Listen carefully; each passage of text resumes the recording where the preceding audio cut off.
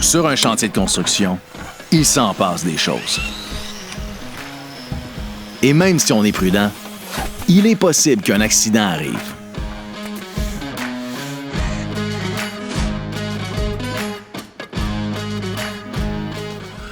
Par accident, on veut dire tout événement qui entraîne une blessure. Ça inclut aussi les malaises comme un coup de chaleur.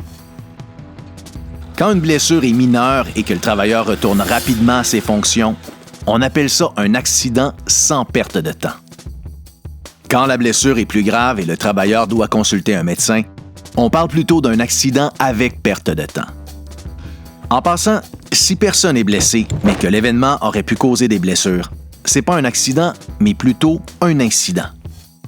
Les incidents, comme les accidents, doivent être inscrits dans un registre d'accidents, d'incidents et de premiers secours. Il faut tenir ce registre. C'est une obligation légale. C'est aussi très pratique, car si jamais une blessure mineure s'aggrave au point où le travailleur doit aller consulter un médecin, on pourra retourner dans le registre pour faire le suivi de l'événement. En plus, les informations dans le registre permettent de gérer votre trousse de premiers secours et de voir s'il vous manque quelque chose. Mais surtout, elles permettent de corriger la situation et aident à prévenir d'autres accidents. Avant même qu'il y ait un accident, il faut être préparé.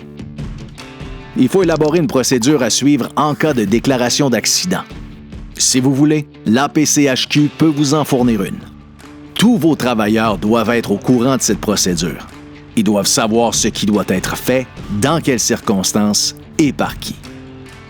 Au minimum, ils doivent comprendre que c'est obligatoire d'aviser leur superviseur après un événement, et ils doivent le faire le plus tôt possible. Lorsqu'il y a un accident avec perte de temps, il faut faire une déclaration d'accident.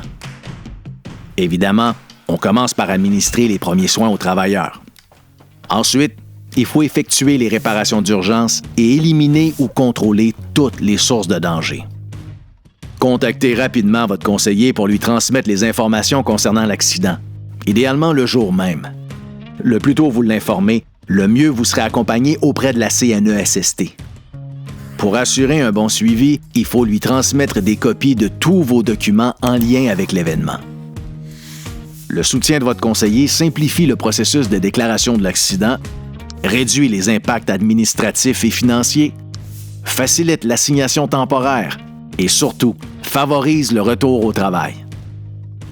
Après un accident, remettez la trousse à l'intention des travailleurs aux travailleurs blessés et assurez-vous qu'ils remplissent le formulaire « Registre d'accident ». S'il ne peut pas le remplir tout de suite, ça doit être fait dès que possible. Lorsque le travailleur s'en va consulter le médecin, assurez-vous qu'il ait une copie du formulaire d'assignation temporaire avec lui. Ça lui en prend une copie pour chaque visite médicale. Après sa consultation, demandez-lui de vous remettre rapidement l'attestation médicale et le formulaire d'assignation temporaire complété par le médecin traitant. Le formulaire d'assignation temporaire précise si et comment le travailleur peut retourner au travail. Le médecin traitant peut autoriser le retour au travail dans un travail léger, avec des restrictions ou limitations. Le médecin peut aussi décider de mettre le travailleur en arrêt de travail en plus de lui prescrire des traitements.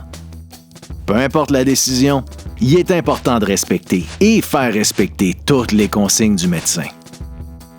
C'est une bonne pratique de préparer des listes de tâches de vos travailleurs qui pourront apporter chez le médecin si jamais ils se blessent. Le médecin pourra s'y référer et sera plus favorable à un retour au travail.